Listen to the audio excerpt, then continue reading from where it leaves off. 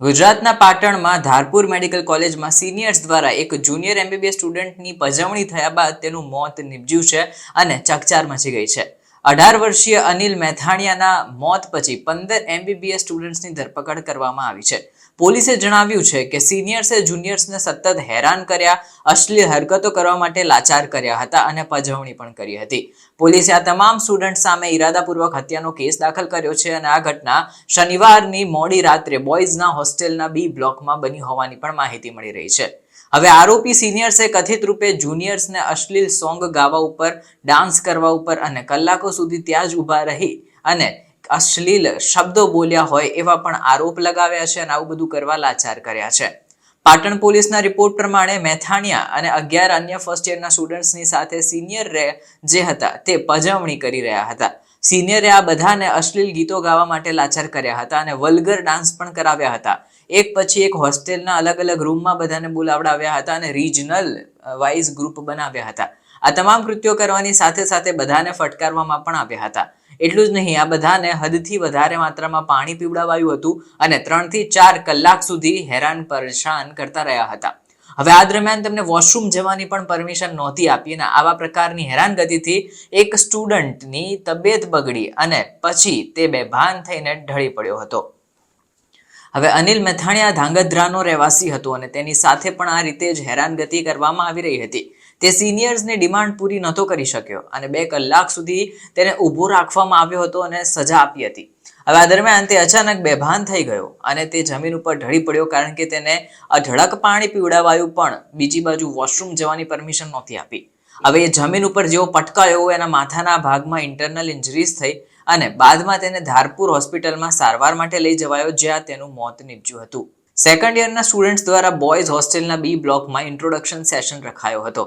ઘટનાક્રમ ઉપર વિગતે પ્રકાશ પાડીએ તો એડિશનલ ડીન અનિલ ભઠ્ઠીજાએ બાલીસણા પોલીસ સ્ટેશનમાં એફઆઈઆર નોંધાવી હતી, જેમાં તેમણે જણાવ્યું હતું કે કોલેજના ડીન હાર્દિક શાહે રવિવારે 1 વાગ્યે મેથાણિયા બેભાન થઈ ગયો હોવાની વાત જણાવી હતી. ડીને કહ્યું કે ફર્સ્ટ યરનો સ્ટુડન્ટ મેથાણિયા બેભાન થઈ ગયો છે અને સારવાર દરમિયાન તેનું મોત પણ નીપજ્યું છે. લગભગ મોડી રાત્રે 12:30 વાગ્યાની આસપાસ તેને અંતિમ શ્વાસ લીધો હતો.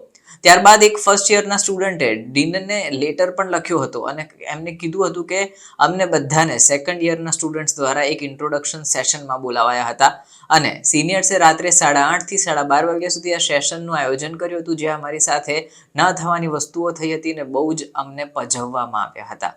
રિપોર્ટમાં એવું પણ જણાવાયું છે કે જુનિયર્સને પરમિશન વિના રેસ્ટ રૂમ વાપરવાની અનુમતિ નહોતી આપવામાં આવી, એટલે કે કોઈને વોશરૂમ પણ નહોતા જવા દેવામાં આવ્યા. એટલું જ નહીં, આ સેશન દરમિયાન કોઈને પણ વોશરૂમ લાગી હોય તો તેને દબાઈને રાખવાનું કહેવામાં આવતું હતું અને ક્યાંય ન જતા એવું કહેવામાં આવતું હતું. જો આમ 4 કલાક સુધી કોઈને વોશરૂમ ન જવા દેવાય અને રૂમમાં જે પૂરી રખાય તો પછી આમાં તો પર્સનલ જે હેલ્થ હોય એ ક્યાંથી જળવાયેલી રહે. આ પર્સનલ હેલ્થ પ્રોબ્લેમ વધી જાય એના કારણે જ અનિલ મેથાણિયાનું મોત નીપજ્યું છે એવી પ્રાથમિક ચર્ચાઓ વહી રહી છે.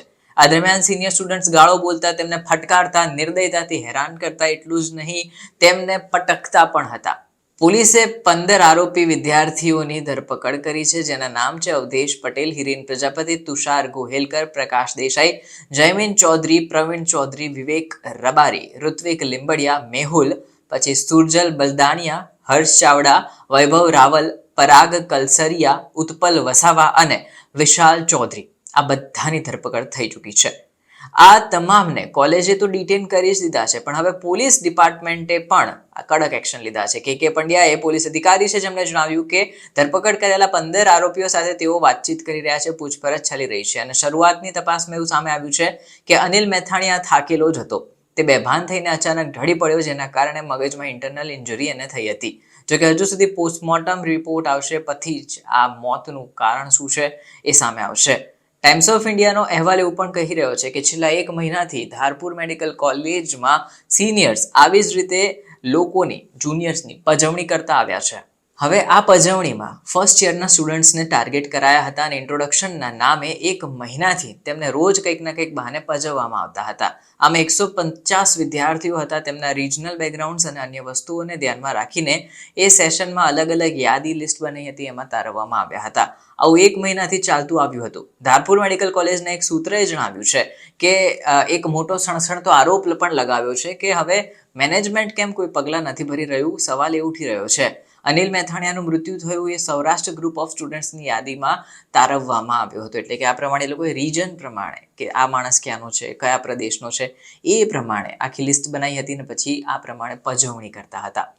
આ એક ચોંકાવનારી ઘટના છે. હવે આ દરમિયાન હોસ્ટેલના વિદ્યાર્થીઓ અને ગ્રુપના ઓનલાઈન ચેટના સ્ક્રીનશોટ પણ ઘણા વાયરલ થઈ રહ્યા છે. આમાં ફર્સ્ટ યરના સ્ટુડન્ટ્સને હોસ્ટેલના અલગ અલગ ગ્રુપમાં બોલાવવામાં આવતા હતા અને બાદમાં તેમની સાથે અશ્લીલ ગીતો ગાવા સહિતના અશ્લીલ કૃત્યો કરાવવામાં આવતા હતા. અલગ અલગ રૂમ યાદી પ્રમાણે અલગ અલગ હતા. એટલે દરેક રૂમમાં અલગ અલગ રીતે કદાચ ટોર્ચર થતું હોય એવું પણ કહેવામાં આવી રહ્યું છે, દાવા કરી રહ્યા છે. આમાં ગંદા ગંદા ડાન્સ કરાવતા હતા, અપમાનિત કરતા હતા. આવું તો 3 વર્ષથી ચાલતું હોવાનો સૂત્રોએ દાવો કર્યો છે. આમાં રિજનલ ગ્રુપ બનાવીને લોકોને સતત અપમાનિત કરવાનો જે કાંડ છે એ પણ 3 વર્ષથી વધારેનો છે એવું સૂત્રોએ કહ્યું છે. મોટાભાગે બીજા કે ત્રીજા વર્ષના સ્ટુડન્ટ્સ આવી બધી પજવણીવાળી પ્રવૃત્તિઓમાં ભાગ લેતા હોય છે અને પછી લોકોને હેરાન કરતા હોય છે. કોલેજના ડીન ડોક્ટર હાર્દિક શાહે જણાવ્યું છે કે તેઓ રેગિંગની ઘટનાઓથી અજાણ હતા. શાહે કહ્યું છે કે જો કોલેજ મેનેજમેન્ટને તેના વિશે જાણ કરવામાં આવી હોત તો તેમને તાત્કાલિક પગલાં લીધા હોત. પણ એક વરિષ્ઠ પોલીસ અધિકારી છે, તેમણે આ મુદ્દે કહ્યું છે કે ડીનની ઓફિસને સતત પજવણીની ઘટનાઓ, સિનિયર્સ હેરાન કરે છે એની ઘટનાઓ વિશે જાણ કરવામાં આવતી હતી. પોલીસ અધિકારીએ જ આ સણસણતો આરોપ એટલે દાવો કર્યો છે કે અધિકારીઓની દેખીતી નિષ્ક્રિયતા એમની સામે નજરે પડી રહી છે. તપાસમાં એમને લાગી રહ્યું છે કે આવું થયું છે, આના કારણે જ મૃત્યુ થયું છે વિદ્યાર્થીનું. અત્યારે તેની તપાસ કરવામાં આવી રહી છે. એ પણ એમને કહ્યું કે આ પ્રમાણેની ઘટના કોલેજના ડીનને જાણ હોઈ શકે છે એવો પણ એમને મોટો દાવો કર્યો છે.